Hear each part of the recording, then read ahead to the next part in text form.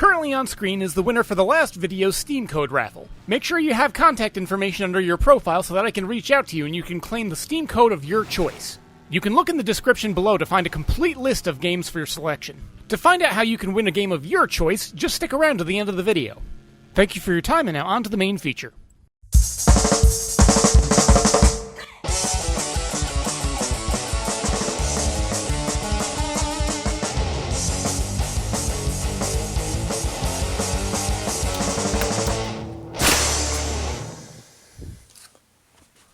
Hi folks, my name is Gheeotine, and welcome to the Gaming Guillotine, where I extol the excellent and execute the poorly executed. And speaking of poorly executed, can the major media conglomerates of the world stop trying to turn video streaming into cable packages 2.0? I personally cut the cord years ago. Hell, 90% of the visual media that I pay attention to is just catching up with my YouTube subscriptions.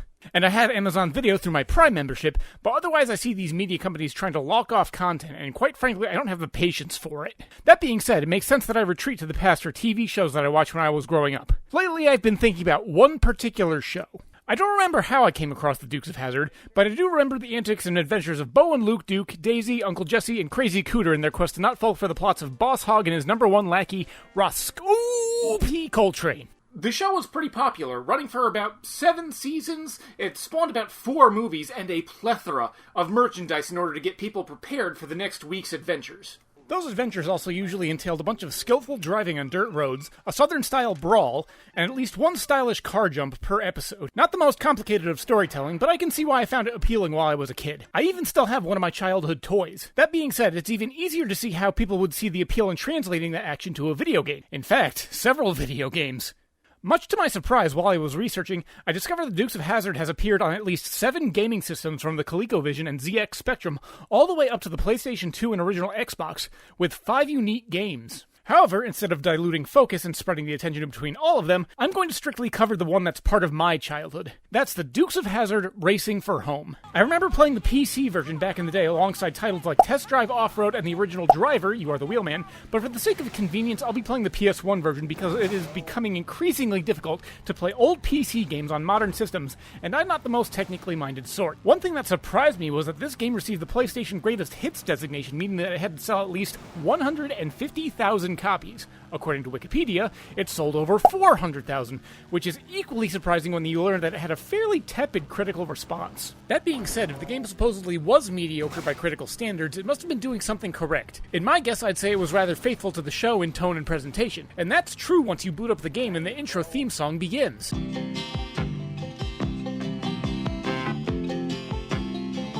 Just a good old boy. I would play more of the intro song, but as we all know by this point, YouTube's enforcement of fair use policies with copyright is a joke, and not the ha-ha kind. Whatever, that doesn't change the fact that I'm hit with a wave of nostalgia when it starts to play. It's too bad though that it's almost immediately countered by the visuals because let's not forget, this was the golden age of the Nightmare Mannequin FMV cutscene. Just the good old boys, made of plastic and coal. We wanna look the part, hope to steal a human heart, so we'll have us a soul.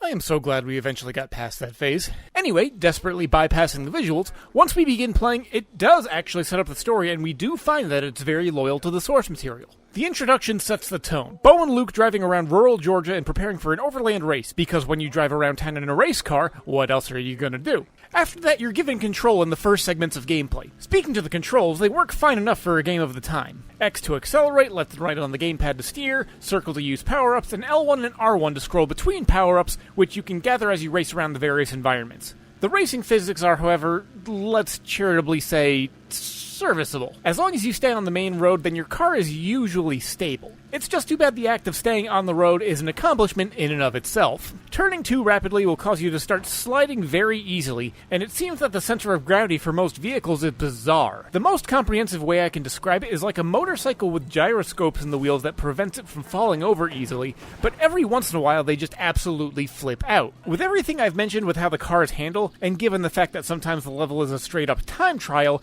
your biggest opponent is going to be the physics engine, and this isn't aided by the opposing AI. In true form with most Dukes of Hazzard stories, very early on you have to start out running from the local sheriff's office, but apparently the local law officers woke up and chose violence. I make no exaggeration that whether it's unknown bandits or the cops, every single opposing vehicle acts like they are the last hope for humanity to stop the nuclear apocalypse, and the abort launch button is mounted to your bumper. And there's not much story justification on why the opposing vehicles are so aggressive. As I said before, the story format is rather faithful to the source material. The typical episode of the Dukes of Hazzard was running at about 45 minutes, or 1 hour if you accounted for commercials, and the story feels like it would fit rather well. In fact, if you were to shorten most of the gameplay driving sections, I'd wager you could probably fit it into a typical episode format. The story campaign isn't terribly long, but as I said, that gives it a slightly more authentic feel to the show, and given the gameplay issues I've mentioned before, that may work in its favor. The game starts story-wise with Bo and Luke preparing for an overland race with the goal of winning the prize money to pay for their family's farm mortgage. Of a side note, the game gets even more points for authenticity by featuring most of the original cast coming in to do voice work. Tom Wopat as Luke Duke, James Best as Sheriff Roscoe P. Coltrane, yes, I have to do that every time, Ben Jones as Cooter, who also served in the House of Representatives. Neat. And Sonny Schroyer as Deputy Enos Strait. It's just a shame that the characters with the more prominent lines are ones that didn't have their roles reprised. Nonetheless, the original actors are a nice touch. But back to the story. The first half of the game is mostly the Dukes trying to maintain readiness for the race while various parties, both known and unknown, attempt to sabotage them. Boss Hogg wants them to not race so he can keep the prize money, and so he keeps generating trumped-up charges to try and lock them up. And I guess the various other parties are so sick of the Duke boys performing vigilante justice that they realize that they must be taken out. Minor story spoilers ahead, although this game came out in 2000, so if you haven't gotten it by now, then I doubt you care. The story takes a turn midway through after the race is won, and we discover that an old enemy from Uncle Jesse and Boss Hogg's past has returned. Black Jack Peril, a former rum runner who got tied up in dealing what I can only guess is nuclear material. Another side note, at some point Bo and Luke get saddled with the stuff in an attempt to frame them, and they decide the best means to dispose of it is by throwing it directly into a lake. If that is nuclear material, congratulations, the local ecosystem is ruined for centuries. Peril got locked up, but apparently escaped and is now looking for revenge. Circumstances develop until finally the situation finds a way to be resolved in, what else, an overland race. Bo and Luke save the day, the mortgage is paid off, and tune in next week for the next exciting episode of The Dukes of Hazzard. The story is fine. Mid-tier for a typical Dukes of Hazzard episode. The gameplay is mediocre to frustrating. The game is clearly made for fans, which is good because if it wasn't so short, fans are probably the only ones that would play it through to completion. FMV cutscenes aside, the presentation is faithful to the source material, as I said. If I had to describe this game in a sentence, I'd say it's most confidently placed in upper-tier shovelware. But before I conclude today, there's something that I want to discuss. Something that some of you may have been paying attention to and been unsettled by. Something that's been staring back at us almost from the very start of this review. Now, I want to give a bit of a warning here. The whole reason that I'm making this a Gaming Guillotine episode is because, like my other episodes, I have a larger point to make. And it's not just pertaining to gaming. In fact, amongst certain circles, this topic can be incredibly controversial and vehemently political. Some of you probably know where I'm going with this.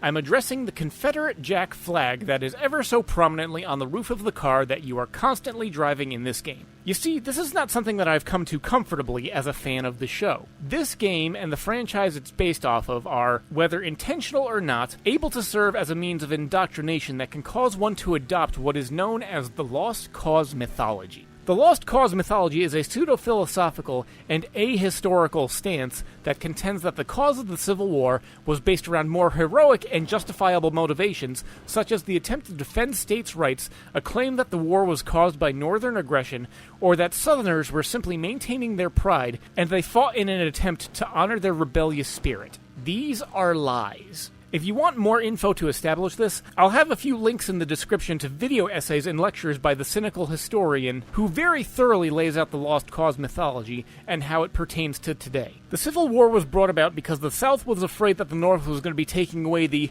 peculiar institution of slavery. Southern states seceded in order to preserve it in perpetuity. It wasn't about Southern pride, it wasn't about taxes, it wasn't about states' rights unless you're going to contend that the ability to preserve slavery should have been left up to the states.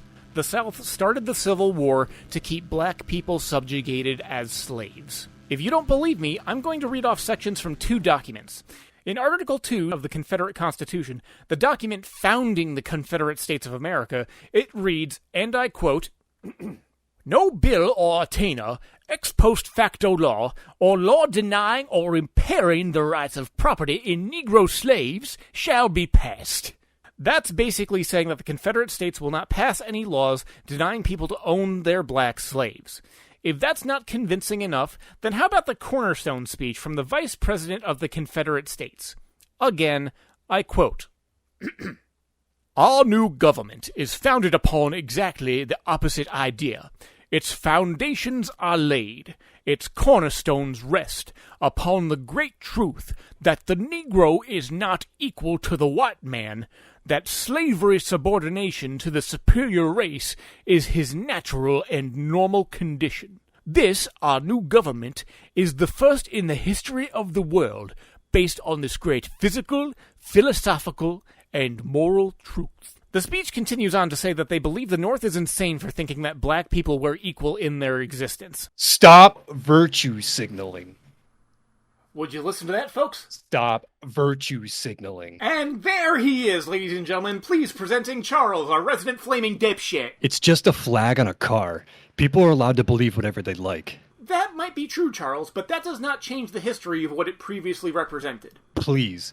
How does a flag on top of a car make you racist? First of all, Charles, I didn't say that. And let me follow up by saying that was such a fantastic argument that I can't help but wonder if you're stuffed with straw. Shut the f*** up. Now, it is true that the flag is a symbol meant to be representative of a blatantly racist ideology and serve to show that side in the heat of battle. Secondly, I said that the show can serve as a gateway into adopting Lost Cause mythologies. You see, the show is immersed in some of the tenets and symbolism of the ideology. The protagonists are rebellious, spirited, and are portrayed as doing what's necessary to defend their liberties and their families. Sound familiar? Now, I'm not saying those traits are inherently negative, but tying them all back to the symbology that's presented in the show and games makes this somewhat uncomfortable. And disregarding the flag on top, the car is called the General Lee, the head general of the losing side of history, and a man who contributed to the deaths of hundreds of thousands of people in an effort to maintain the institution of slavery. General Lee was highly respected in Hazzard County. Both the Confederate general and the Duke boys race car. Now, the first was a great leader, and so was the second on the dirt track circuit. And in a more potentially insidious move, the show even goes another layer deeper in masking the ideology, by featuring episodes and story plots that can be considered progressive for the time. My whole point is that it masks the true motivations behind the symbols that the show has on full display. I saw the Confederate battlejack on the roof of the General Lee vehicle, and I thought to myself, oh, I like that show and that car, and began to interpret the scrutiny of some of the symbols as an attack on something that I held dear in my childhood years. I can recall a time when I outright defended displaying the Confederate flag as a means of expression and directly spouting tenets of the Lost Cause mythology. I'm not proud of that, but I consider myself a better person because I didn't reject the arguments. Instead, I did research. I looked into the claims being made and found that my own worldview was erroneous, and so I adjusted my worldview in order to better reflect the reality that actually exists. And I feel like a lot of people could do with something like that right now. But finally, I want to bring up one last point. I'm not saying that the Dukes of Hazzard or most pieces of media need to be shunned or rejected. The Dukes of Hazzard is not akin to something like Birth of a Nation, which was outright purporting that the KKK saved the United States. As I said at the start of this segment, the Dukes of Hazzard's insidiousness may not have been intended. It was likely just a show adopting popular mindsets of the time. It's worth pointing out that Lost Cause mythologies became rather predominant in the teaching of American history, and so a lot of people have been fooled into this erroneous interpretation. This is predominantly because once the Civil War ended, the North wanted to move on. But to greatly summarize, the South didn't want to confront the fact that they were now defending an abhorrent ideology, and so they moved on to other motivators. And they would not shut up.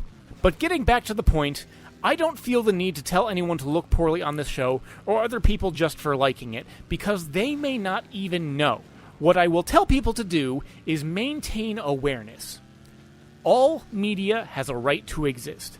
It is up to the consumers of that media to see whether it is worth the collective public consciousness, and for individuals to ensure that they are vigilant in seeing narratives or subliminal messaging that may be present in their favorite shows, movies, books, or in my case, video games. And so I conclude today's episode with a rather mediocre game, but what I hope is a powerful message that some will retain as they go about their life.